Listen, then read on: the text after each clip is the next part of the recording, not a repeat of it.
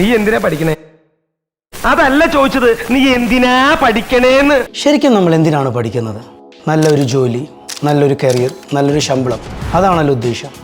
എങ്കിൽ നമുക്ക് ഏവിയേഷൻ ഇൻഡസ്ട്രിയെ കുറിച്ച് അറിയാം. If you are a cabin crew, you will get paid in between 35,000 to 3,50,000 per month. ഒരു airline ground സ്റ്റാഫായിട്ട് work ചെയ്യുമ്പോൾ നമുക്ക് ലഭിക്കുന്ന സാലറി സ്കെയിൽ എന്ന് പറയുന്നത് 14,000 രൂപ മുതൽ 27,000 രൂപ വരെ ആയിരിക്കും. Variety of places, varieties of countries travel ചെയ്യാൻ പറ്റും, അവിടുത്തെ കൾച്ചർ എക്സ്പ്ലോർ ചെയ്ത് വർക്ക് ചെയ്യാൻ പറ്റും എന്നുള്ളതാണ് what makes A cabin crew job attractive. നമുക്ക് എയർപോർട്ടിൽ ഗ്രൗണ്ട് സ്റ്റാഫായിട്ട് വർക്ക് ചെയ്യുന്ന സമയത്ത് പല പൊസിഷനുകളിലായിരിക്കും നമ്മൾ വർക്ക് ചെയ്യുന്നത്.